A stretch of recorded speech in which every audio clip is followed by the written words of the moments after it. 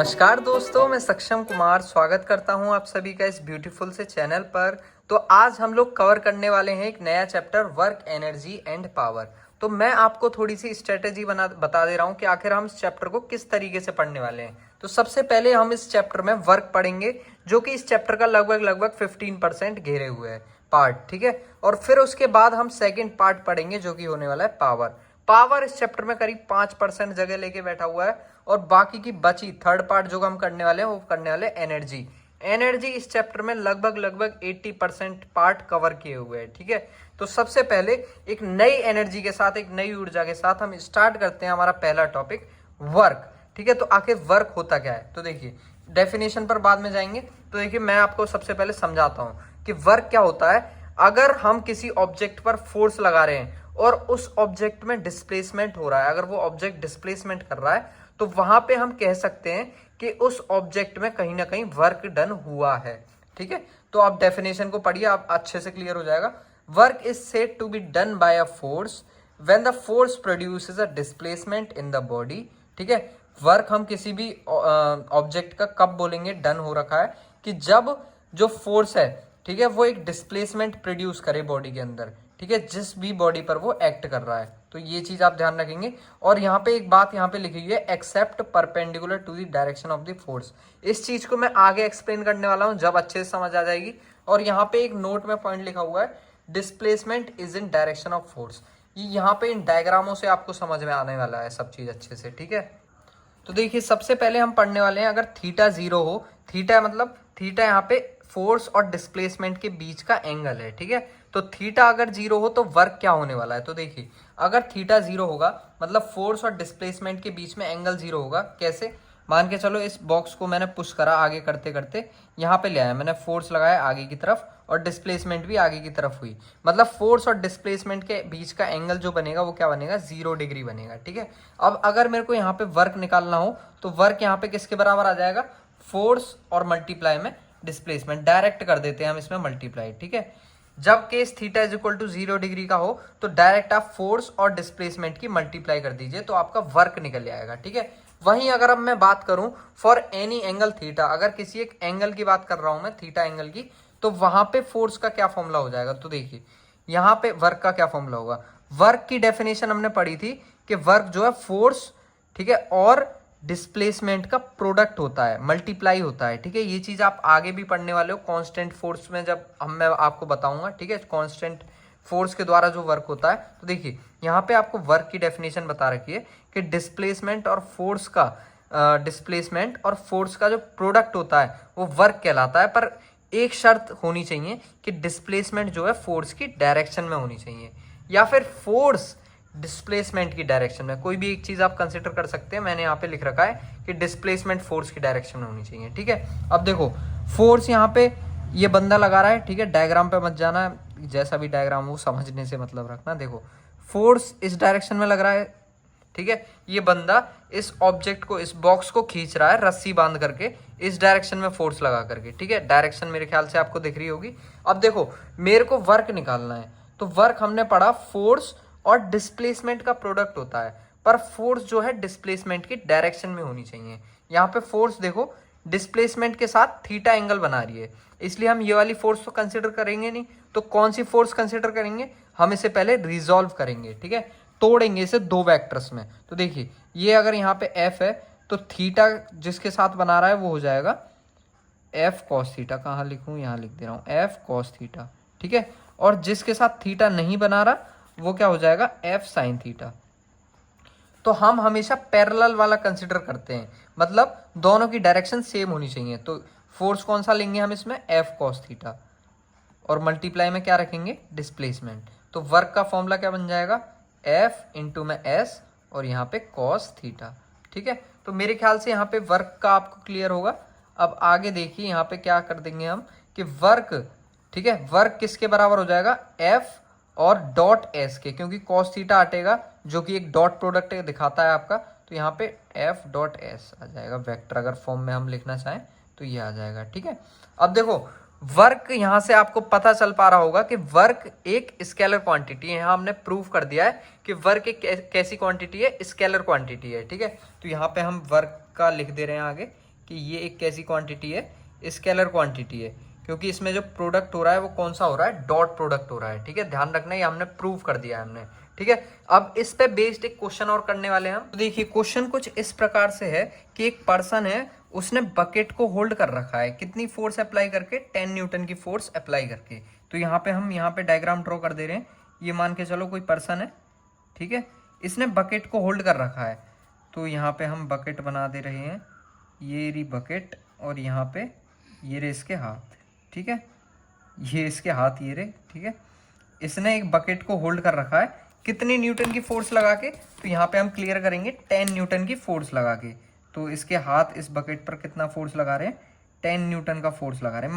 मान के चलो सिर पे रख रखी है बकेट, तो सिर पर से फोर्स लग रहा है उस पर 10 न्यूटन का। ठीक है, पर फोर्स जो है ऊपर की डायरेक्शन में लग रहा है, ये बात ध्यान रखना। अब देखो, he moves a horizontal distance of 5 metre. Horizontal मतलब लेटी हुई लाइन। ठीक है, तो 5 मीटर तक ये जो है हॉरिजॉन्टल डिस्टेंस कवर करता है। ठीक है, मान के चलते हैं, यहाँ ए पॉइंट है, ए पॉइंट से इसने स्टार्ट करा मोशन और ये बी पॉइंट पर पहुंच गया। ठीक है, ए पॉइंट से बी पॉइंट तक की दूरी कितनी है, 5 मीटर है। अब देखो, he moves a horizontal distance of 5 metre and then climb up to a vertical distance of 10 metre. ठीक है, फिर 5 मीटर चलने के बाद वो एक वर्टिकल डिस्टेंस कवर करता है जो कि 10 मीटर की होती है। ठीक है, मान के चलो कुछ सीढ़ी वगैरह कुछ भी लग रही होगी। ठीक है, सीढ़ी वगैरह कुछ भी, तो ये 10 मीटर की जो लंबाई कवर करता है यहाँ पे। ठीक है, अब यहाँ पे डायग्राम मेरे ख्याल से आपको क्लियर हो चुका होगा। अब देखिए यहाँ पे हो क्या रहा है, कार्यक्रम क्या हो रहा है। ये बी पॉइंट हमने माना था, इसे लास्ट पॉइंट, फाइनल पॉइंट जो है इसे हम सी मान लेते हैं। ठीक है, अब हमें निकालना क्या है, टोटल वर्क डन निकालना है कि इसके द्वारा टोटल वर्क डन कितना होगा। अब देखो, क्वेश्चन को एकदम अच्छी तरीके से, न्यूमेरिकल को एकदम आसान तरीके से, एकदम उसके जड़ से समझाने वाला हूं, तो एकदम यहाँ पे आपको समझ आ जाएगा। देखिए क्या कि फोर्स ही यहाँ पे पूरे मोशन में ऊपर की डायरेक्शन में लगा रहा है। ठीक है, डिस्प्लेसमेंट जब ये ए पॉइंट से बी पॉइंट तक कर रहा है तो किस डायरेक्शन में कर रहा है, परपेंडिकुलर टू दी फोर्स। ठीक है, मतलब ए पॉइंट से लेके बी पॉइंट के बीच में जो फोर्स और डिस्प्लेसमेंट के बीच में एंगल बनेगा वो 90 डिग्री बनेगा। तो यहाँ पे हम लिख देंगे work done in A B.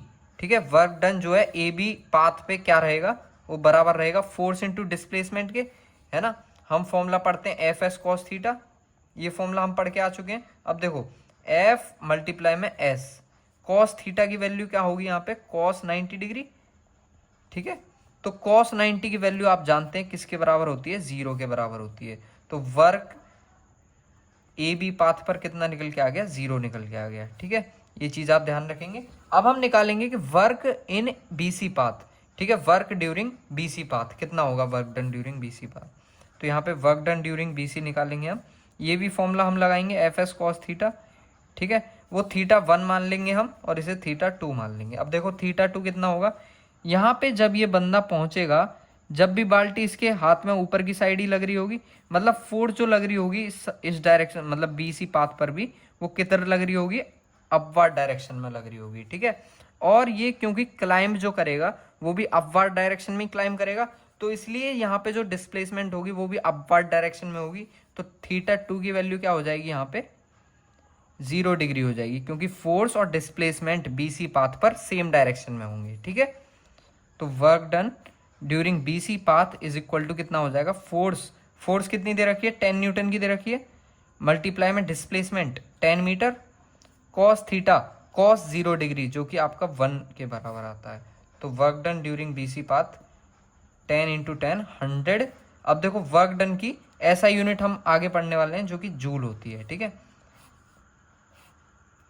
ये हो गया वर्क डन एट बीसी। अब देखो हमें नेट वर्क डन निकालना था जो कि किसके बराबर आ जाएगा, work done during A B path plus work done during BC path. ठीक है, 0 प्लस में 100, नेट वर्क डन आ गया हमारा 100 जूल्स। ठीक है, आशा करता हूं आपको ये वाला क्वेश्चन समझ आ चुका होगा। ठीक है, अब हम करने वाले हैं work done by constant force. तो देखिए अब हम करने वाले हैं work done by constant force, मतलब अगर हम किसी ऑब्जेक्ट पर कांस्टेंट फोर्स लगा रहे हैं तो वहां पे वर्क डन कितना होगा। ठीक है, वो चीज हम पढ़ने वाले हैं। तो यहाँ पे अब आपको वर्क डन की डेफिनेशन और अच्छे से समझ आने वाली है कि it is the product of the force applied and the displacement of the body. ठीक है, फोर्स जो हम अप्लाई कर रहे हैं और डिस्प्लेसमेंट, इन दोनों का प्रोडक्ट जो है वर्क डन कहलाता है, ठीक है, of the body in the direction of the force. पर ध्यान रखना डिस्प्लेसमेंट जो है फोर्स की डायरेक्शन में होनी चाहिए जब हम बोलेंगे कि वर्क डन की क्लियर डेफिनेशन है, ठीक है। अब देखिए यहाँ पे वर्क डन हमने बताया कि किसके बराबर होता है, फोर्स इनटू में डिस्प्लेसमेंट, पर फोर्स जो है वो डिस्प्लेसमेंट की डायरेक्शन में होना चाहिए। तो इसलिए आप डायरेक्ट फॉर्मूला इसका याद रखेंगे कि वर्क जो है एफ एस कॉस थीटा के बराबर होता है। अगर फोर्स डायरेक्ट डिस्प्लेसमेंट के डायरेक्शन में दे रखा है तो कॉस थीटा में थीटा की वैल्यू आप 0 डिग्री पुट करेंगे, ठीक है। पर अगर अपोजिट डायरेक्शन में दे रखा है, ठीक है, फोर्स इधर लग रहा है, डिस्प्लेसमेंट इधर हो रही है, तो आप थीटा की वैल्यू 180 डिग्री पुट करेंगे। अगर फोर्स इस डायरेक्शन में हो रहा है, डिस्प्लेसमेंट इस डायरेक्शन में हो रही है, ठीक है, तो आप थीटा की क्या वैल्यू पुट करेंगे, 90 डिग्री पुट करेंगे। ऐसे ही आप वर्क डन निकाल सकते हैं इस फॉर्मूले की मदद से, ठीक है। अब देखो वर्क डन की एसआई यूनिट क्या होती है, जो कि मैं कह रहा था आगे पढ़ेंगे। वर्क डन का formula force into displacement, force की एसआई यूनिट न्यूटन, डिस्प्लेसमेंट की मीटर, तो न्यूटन मीटर इसकी एसआई यूनिट हो जाती है। इसे हम प्यार से जूल भी लिखते हैं, ठीक है, इसे हम प्यार से जूल या फिर कैपिटल जे लिखते हैं, ठीक है। अब देखो न्यूटन मीटर बार बार हम बोल नहीं सकते, इसलिए एक नाम दे दिया साइंटिस्ट ने कि जूल, आज से हम इस यूनिट को बोलेंगे, इसकी एसआई यूनिट को, ठीक है। अब देखो सीजीएस यूनिट क्या होती है इसकी, अर्ग, ठीक है, सीजीएस यूनिट इसकी अर्ग होती है। और इसे हम न्यूटन को हम डायन भी लिख सकते हैं और मीटर को हम सेंटीमीटर भी लिख सकते हैं। डायन सेंटीमीटर बोल लो या अर्ग बोल लो, अर्ग ध्यान रखना आप, ठीक है। अब देखो इसका डायमेंशनल फॉर्मूला ml² t-2 कैसे निकाला मैंने, देखिए यहाँ पे करके दिखा दे रहा हूँ। न्यूटन मतलब फोर्स की यूनिट है, तो इसका फोर्स का डायमेंशन ml-2, मीटर लेंथ की यूनिट है, मतलब लेंथ का डायमेंशन l, ठीक है।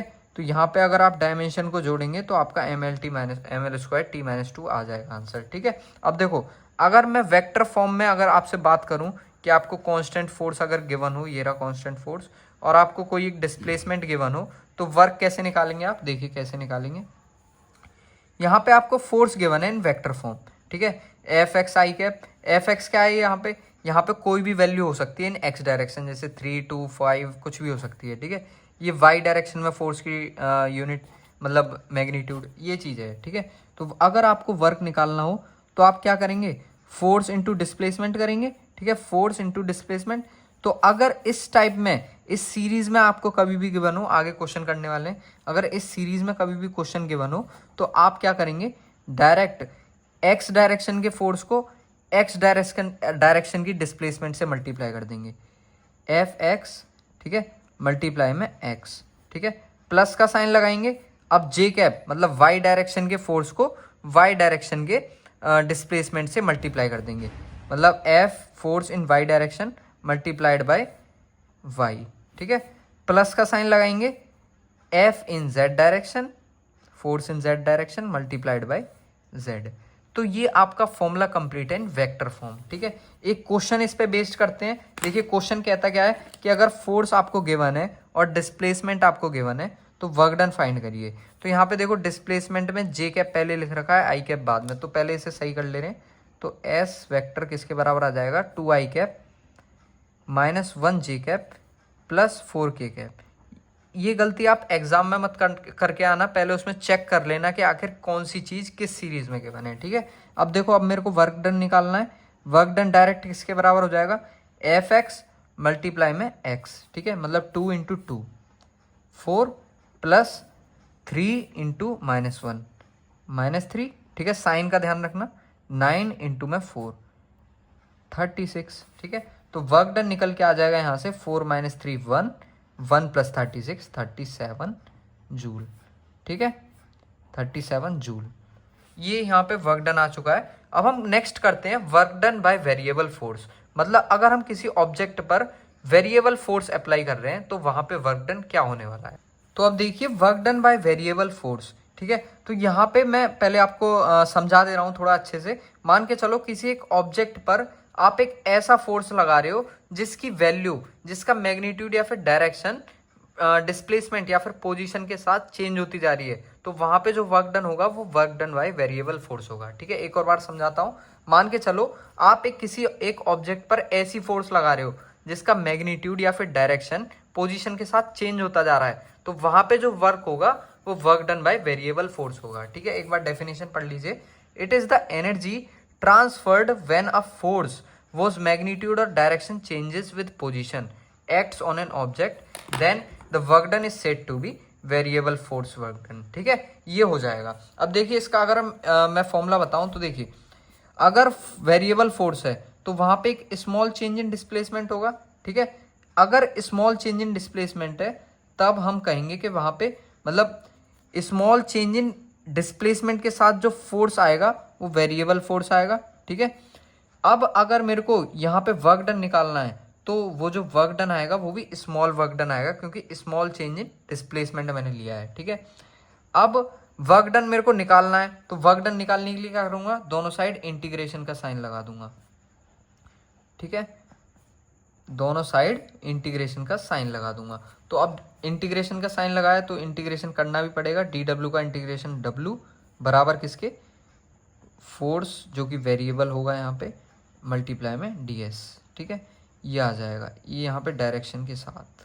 ठीक, अब देखो फॉर्मूला आपको क्लियर है, फॉर्मूला क्लियर है। अब इस पे एक बेस्ड क्वेश्चन करेंगे तो आपको पूरा कॉन्सेप्ट भी क्लियर हो जाएगा। ठीक है, अब देखो क्वेश्चन करने वाले हैं। यहाँ पे थर्ड क्वेश्चन क्या कहता है आपसे कि एक पोजीशन, ठीक है, एक पोजीशन डिपेंडेंट फोर्स मतलब कि वेरिएबल फोर्स आपको गिवन है जो कि ये दे रखी है, acts on a small body जिसका मास 2 kg है and displaces it from x is equal to 0 to x is equal to 5 metre. ठीक है, मतलब एक फोर्स लगा रहे हैं हम इस किसी ऑब्जेक्ट पर जो कि 2 किलो का है। ठीक है, और वो फोर्स कैसी है, वेरिएबल फोर्स है, ये आपको गिवन है। कभी भी इक्वेशन गिवन हो तो इक्वेशन से समझना जाना कि फोर्स कैसी है आपकी, वेरिएबल है। ठीक है, अब देखो फोर्स आप लगा रहे हो तो यहाँ पे फोर्स जो है उस बॉडी पर कहाँ से कहाँ तक लगा रहे हो, x इज इक्वल टू 0 से x इज इक्वल टू 5 के बीच में लगा रहे हो। ठीक है, मतलब 0 पोजीशन से स्टार्ट कर रहे हो और 5 मीटर तक जा रहे हो उसे लेके।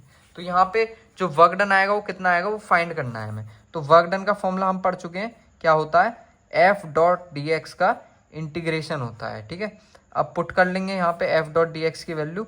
तो एफ की जगह आप ये इक्वेशन रख दीजिए जो कि 7 - 2x प्लस 3x का स्क्वायर है। ठीक है, और अब इस पे ब्रैकेट लगाना मत भूलना बस ध्यान से, डॉट डी एक्स। ठीक है, वर्क डन किसके बराबर आ जाएगा, 7 का इंटीग्रेशन करना है विद रेस्पेक्ट टू x तो 7x। ठीक है, माइनस का साइन लगाओगे ये वाला। तो अब देखो 2x का डिफरेंशिएट करना है विद रेस्पेक्ट टू x तो ये हो जाएगा 2x स्क्वायर, एक पावर बढ़ानी है, अपॉन में जो पावर आई उसे लिख देना है वैसा वैसा, प्लस साइन लगाना है। 3x स्क्वायर का differentiation with respect to x क्या हो जाएगा, 3x की पावर 3। ठीक है, 3x क्यूब अपॉन में जो पावर आई उसे नीचे लिख दो। ठीक है, 2 से 2 घट गया, 3 से 3 घट गया। अब यहाँ पे देखिए क्योंकि इंटीग्रेशन जो था वो आपका कैसा था, इंटीग्रेशन कैसा था, 0 से लेके 5 मीटर तक हुआ, तो यहाँ पे हमें लिमिट भी पुट करनी पड़ेगी। तो यहाँ मैंने 0 लिख दिया, यहाँ मैंने 5 लिख दिया, यहाँ 0 लिख दिया, यहाँ 5 लिख दिया। ठीक है, अब जो ये इंटीग्रेशन जो आया है उस पर एक ब्रैकेट लगाना पड़ेगा मेरे को, और यहाँ लोअर लिमिट पुट करनी पड़ेगी, यहाँ अपर लिमिट। ठीक है, अगर इंटीग्रेशन में कुछ भी प्रॉब्लम है तो आप मेरी वीडियो देख सकते हैं, मेरे चैनल पर ही डली हुई है इंटीग्रेशन वाली, प्लेलिस्ट में चेक कर लेना। देखो वर्क डन किसके बराबर आ जाएगा यहाँ से, 7x, x की जगह क्या पुट करोगे, अपर लिमिट, तो 7। ठीक है, x की जगह अपर लिमिट मतलब 5, तो 7 5 यहाँ लिख दिया मैंने। ठीक है, लोअर लिमिट क्योंकि 0 है इसलिए हम यहाँ पे पुट नहीं करके देखेंगे, ऐसी आंसर आ जाएगा, माइनस x स्क्वायर मतलब 5 का स्क्वायर। ठीक है, प्लस का साइन x क्यूब मतलब 5 का क्यूब। ठीक, अब देखो वर्क डन यहाँ किसके बराबर आ जाएगा, 7 5 जो 35 माइनस 5 5 जो 25 प्लस 5 ये 5 का क्यूब 125। 125 में से 25 माइनस कर दो तो 100 प्लस में 35, ये आपका वर्क डन आ जाएगा। तो वर्क डन यहाँ से कितना निकल के आ रहा है, 135 जूल्स। ठीक है, तो मेरे ख्याल से आपको एक क्वेश्चन भी क्लियर होगा, तो मेरे ख्याल से आपको यहाँ तक समझ आया होगा। अब हम नेक्स्ट वीडियो में करने वाले हैं नेचर ऑफ वर्क, मतलब आखिर वर्क पॉजिटिव होता है तो क्यों होता है, नेगेटिव होता है तो क्यों होता है, क्या रीजंस होते हैं, कब होता है, वो चीज़ हम पढ़ने वाले हैं। ठीक है, और जीरो का भी पढ़ने वाले हैं। तो आशा करता हूँ ये वीडियो आपको पसंद आई होगी। इसमें हमने 3 क्वेश्चंस कवर करे और वर्क के हमने टाइप्स भी पढ़े, और नेक्स्ट वीडियो में हम नेचर ऑफ वर्क पढ़ने वाले हैं और कुछ इंपॉर्टेंट पॉइंट्स भी पढ़ने वाले हैं। तो आशा करता हूँ आपको वीडियो पसंद आई हो। जब तक के लिए धन्यवाद।